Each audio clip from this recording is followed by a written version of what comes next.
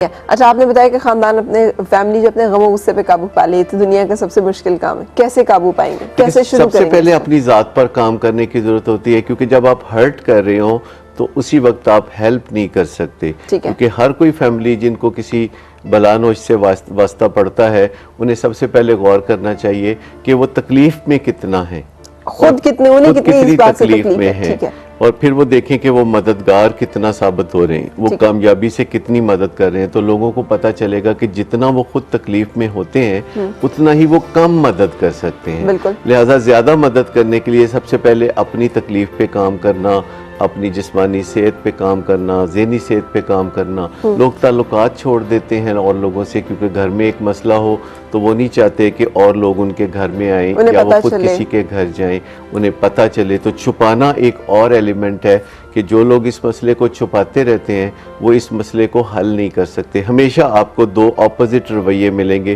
कि जो छुपाता रहता है वो किसी मसले को हल नहीं कर सकता, जो हर्ट करता है वो किसी की मदद नहीं कर सकता। तो इस पे स्ट्रेटजी जो मुझे समझ आ रही है, मैंने अपने ऊपर काम करना शुरू करना है, जिसके मसला अपने ऊपर हमने काम करना शुरू करना है, मैं से शुरू करना है, और वो शख्स होगा जो कि खुद मुतासरा है किसी ऐसे शख्स के रवैये से जो अल्कोहलिज्म का शिकार है, और फिर उसके बाद अपने गुस्से पे काबू पाना है। लेकिन कैसे काबू पाएंगे? वो जो अंदर गम होता है और गुस्सा होता है, उसे कहाँ ले जाएंगे?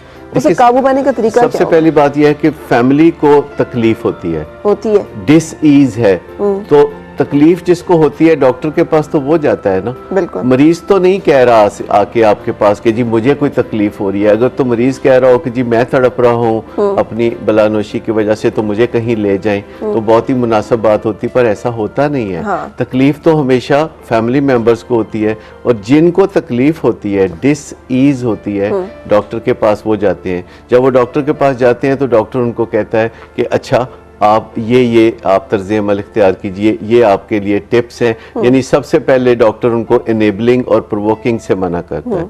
इनेबलिंग का मतलब ये है कि फैमिली वो तमाम तरीक़ेकार जो कि वो कर रही होती है जिससे मरीज को नशा करने में मदद मिलती है वो छोड़ दे। ये बहुत सारी, जैसे कवर अप करना, जैसे उसके मसले को छुपाना, जैसे उसकी जिंदगी में नशे से जो तकलीफें आती हैं उनको दूर करना, जैसे उसके लिए बहाने बनाना, जैसे उसको रुपया पैसा मुहैया करना, या उसके लिए कुछ भी ऐसा काम करना। अगर वो बेहोश होके बाथरूम में रात गिर पड़ा है तो बीवी उसको घसीट के उठा के बिस्तर पे डालती है। ठीक है। खवातीन गाड़ी से लेके बिस्तर तक घसीट के खामदों को ले जाती है। बाजू का 2-2 मंजिलें बीच में होती हैं तो वो लेके जाती हैं। तो जब भी आप उन तकलीफों को दूर करते हैं जो नशा करने से पैदा होती हैं, तो मरीज को फिर आगे नशा करने में मदद मिलती है। उसके लिए हुए कर्जे अदा करना, उसकी नौकरी को बचाना, तो ऐसी बेशुमार चीजें हैं जो कि फैमिली मेंबर्स कर रहे होते हैं। ये करना छोड़ दें, एकदम से छोड़ दें। बास चीजें तो एकदम से छोड़ी जा सकती हैं, जैसे बहाने बनाना, दफ्तर में फोन करके कहना कि बीमार हैं जबकि उनको हैंगओवर हो। लेकिन कुछ चीजें, जैसे सिगरेट पीता है रात नशे की हालत में और बीवी उसके पास बैठ के देखती रहती है कि कहीं ये आग ना लगा ले, तो ये छोड़ना एकदम थोड़ा मुश्किल होगा।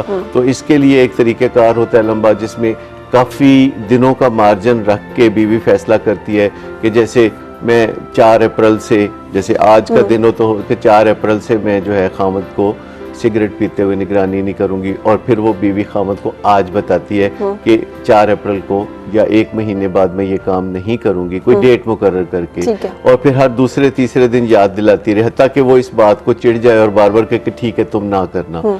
तो जब आप 10, 15, 20 दफा कहते हैं किसी चीज को करने से पहले और फिर वो दिन आता है तो आप करते हैं, तो इससे आपकी क्रेडिबिलिटी डेवलप होती है। आप जैसे देखते नहीं कि एडवर्टाइजमेंट में एक ही पैगाम बार बार देते हैं तो लोगों के ज़हन में बात बैठती है, वरना एक दफा एडवर्टाइजमेंट को प्ले करना काफी होना चाहिए।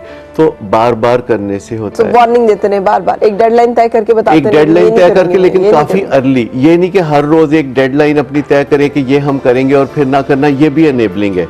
यानी जब बीवी कहती है कि मैं मैके चली जाऊंगी या मैं आपको छोड़ के चली जाऊंगी और फिर जाती नहीं, तो ये भी एनेबलिंग है। क्योंकि कुछ ही दिनों के बाद खामद को लगता है कि नहीं जाना जुना कोई नहीं। फिर खामद खुद कहने लगता है कि अगर तुम्हें मेरी बलानोशी पे एतराज है, मेरे शराब पीने पे एतराज है, तो तुम मैके चली जाओ। और फिर बीवी इधर उधर देखना शुरू कर देती है। तो वो बात, एक तो ये तय है कि वो बात कभी कहनी नहीं चाहिए जो कि आपने करनी नहीं। सही।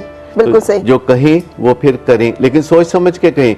मैं ये रिकमेंड नहीं कर रहा कि बीवी जो है वो मैके जाने की धमकी दे, लेकिन अगर वो आज खुद धमकी देती है तो फिर धमकी देने का तो कोई और मकसद नहीं सिवाय इसके कि आप उस पर कर अमल गुजरे, करें। बिल्कुल सही।